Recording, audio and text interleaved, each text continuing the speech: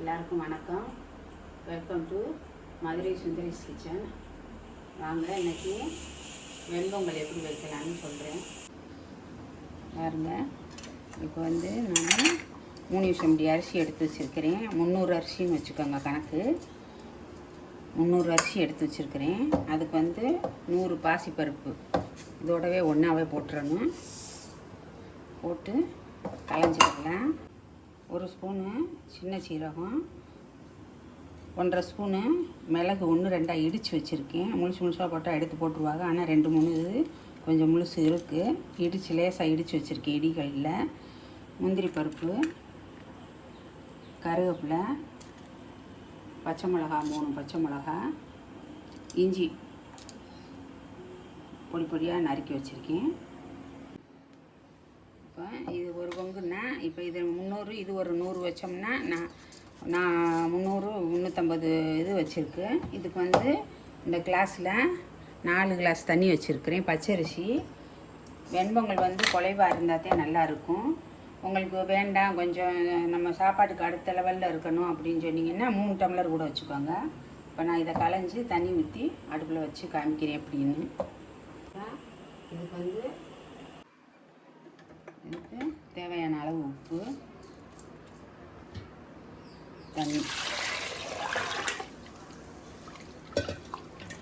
அரிசி பொங்காமல் இருக்கிறதுக்கு ஒரு ஸ்பூன் நெய் ஊற்றிக்கோங்க. அப்புறம் அவ்வளோதான். இதை இப்படியே வேக வைக்க வேண்டியதான்.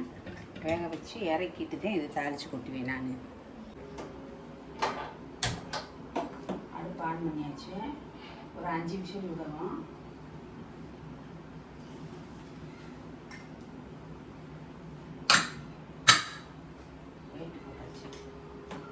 ஒரு 5 நிமிஷம் விடணும். 5 நிமிஷம் விட விட்டு வெண்பொங்கல் எப்படி தாளிக்கிறதுன்றதை நான் காமிக்கிறேன். பாருங்க, இப்போ சவுச்சவுக்காய் வெண்பொங்கலுக்கு வந்து சவுச்சவுக்காய் போட்டு சாம்பார் வைக்கிறேன். ஒரு 1.5 நிமிஷம் முடி பருப்பு போட்டு தக்காளி, பெரிய வெங்காயம், வெள்ளைப்பூடு எல்லாம் போட்டு பெருங்காயத்தூள், மஞ்சள் பொடி போட்டிருக்கேன். பாருங்கள், பருப்பு நல்லா கடைஞ்சி விட்டுருக்கேன். இதில் வந்து ஒரு சவுச்சவுக்காய், சின்ன வெங்காயம்,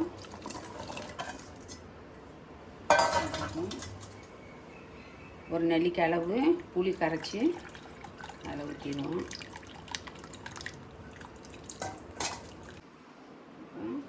சாம்பாருக்கு தேவையான அளவு உப்பு. வெண்பொங்கலில் வந்து உப்பு போட்டிருக்கோம். அதனால் இதுக்கு உப்பு போடும்போது கொஞ்சமாக போடணும். பார்த்துக்கிட்டு கூட அப்புறம் போட்டுக்கலாம். சாம்பாருக்கு தனி மிளகாய் பொடி ஒரு 2 ஸ்பூன் போடுவேன். ஒரு ஸ்பூனு மல்லித்தூள். சாம்பார் எல்லாம் ரெடி ஆயிடுச்சு. வெயிட் போடுறேன். ஒரே ஒரு விசில் எடுத்துட்டு தாளிக்கும் போது காமிக்கிறேன் நான்.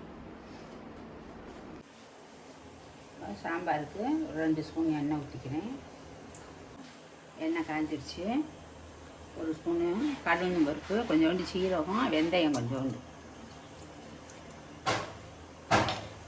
வெங்காயம், கருவேப்பிலை. சாம்பாருக்கு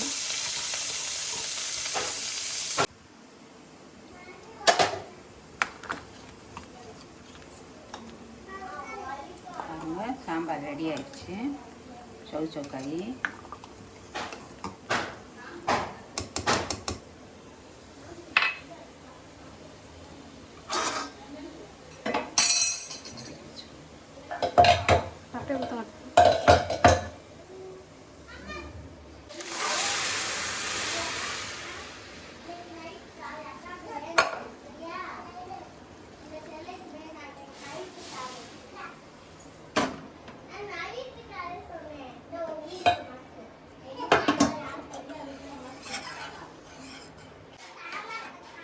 சவுச்சவுக்காய் சாம்பார் வெண்பொங்கலுக்கு.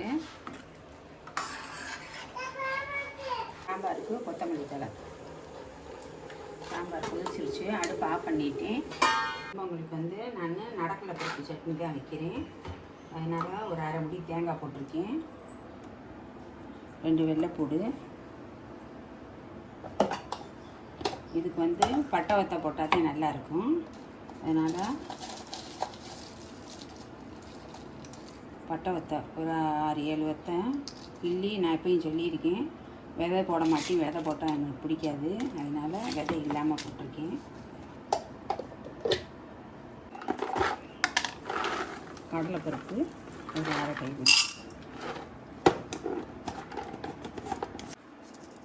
இதுக்கு தேவையான அளவு உப்பு. இல்லை போடக்கூடாது. நடக்கலை பருப்பு சட்னிக்கு வந்து கருவேப்பிலை போடக்கூடாது. பாருங்கள், சட்னி ரெடி ஆயிடுச்சு. நடக்கலை பருப்பு போட்டு 1/2 முடி தேங்காய், வெள்ளைப்பூடு, இது நடக்கலை பருப்பு போட்டு அரைச்சிருக்கேன். பட்டை வத்தை போட்டு தான் அரைக்கணும். அப்போ தான் இது நல்லாயிருக்கும் சட்னி. பச்சை மிளகா போட்டு அரைச்சிங்கன்னா டேஸ்ட்டே மாறி போயிடும்.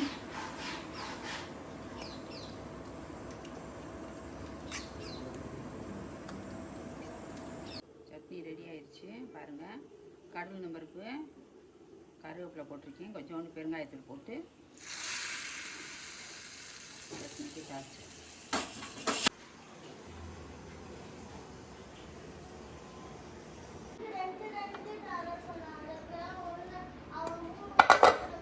பாருங்கள், வெண்பொங்கல் ரெடி ஆயிடுச்சு. இப்போ நான் கிண்டி விட்டு காமிக்கிறேன்.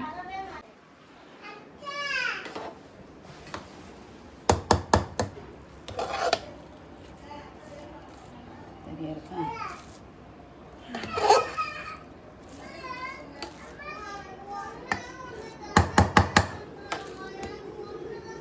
பாருங்கள், இப்போ தாளிச்சு இருக்குது. எப்படி தாளித்து கொட்டுறதுன்றதை நான் காமிக்கிறேன். நான் நெய் ஊற்றி வச்சுருக்கேன். இதில் வந்து 1 ஸ்பூனு மிளகு வந்து இடித்து போட்டிருக்கேன். முழுசு முழுசாக போட்டோம்னா காரமும் அதில் இறங்காது. சில நேரங்களில் பசங்க சாப்பிடும்போது எடுத்து போட்டுருவாங்க. அதனால் கொஞ்சோண்டு இடித்து அதோடு ஒன்றா போட்டிருக்கேன். 1-2 1 ஸ்பூன் சீரகம். நம்ம எவ்வளோ ஜாமான் இது வைக்கிறோமோ அதுக்கு தகுந்தாப்புல இதை வந்து கூட போட்டுக்கலாம், குறைச்சி போட்டுக்கலாம். இப்போ 2ஐயும் போட்டு எண்ணெயில் போட்டிருக்கேன். நல்லா இது வந்து நல்லா செவக்க வரணும்.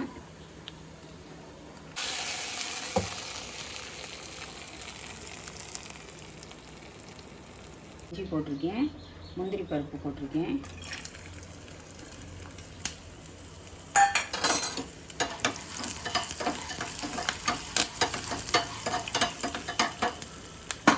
நான் எப்பயுமே பச்சை மிளகா போடுவேன். அதே மாதிரி 3 மிளகாயை அப்படியே சும்மா கீறி போட்டிருக்கேன். கருவேப்பிலை, ரெண்டு இலை ஒன்று அது போட்டோம்னா கொஞ்சம் வாடையாக இருக்கும். அதனால தான் அது போட்டுருக்கேன். பாருங்கள், ரெடி ஆகிடுச்சு. முந்திரி பருப்பு நல்லா கலந்து வந்துடுச்சு.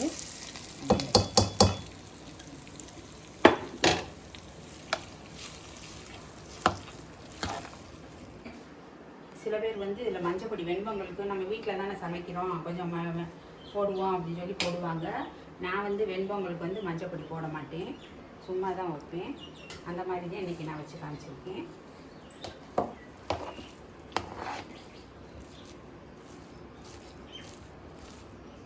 கொஞ்சம் நேரம் ஆகவும் அந்த மிளகுல இருக்க காரம் அதெல்லாம் அப்படியே உள்ளே இறங்கிடும்.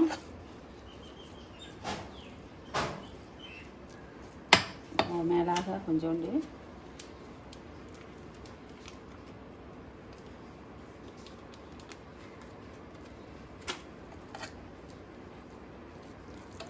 இன்றைக்கி வனஸ்பதி தான் ஊற்றிருக்கேன். நெய் நிறையா வேணான்னுட்டு நெய்யில் வெண்பொங்கல் போடும்போது நெய் ஊற்றி காமிச்சிருக்கேன். இப்போ இதுக்கு வந்து வனஸ்பதி தான் ஊற்றிருக்கேன். நெய் வேணான்ட்டு இந்த மாதிரி வச்சுருங்க. வச்சு குக்கரை லாக் பண்ணிடுங்க. நீங்கள் சாப்பிடும்போது எடுக்கும்போது நல்லா அல்வா துண்டு மாதிரி நம்ம சாப்பிட்ற பதத்துக்கு அப்படியே வரும். பாருங்கள்,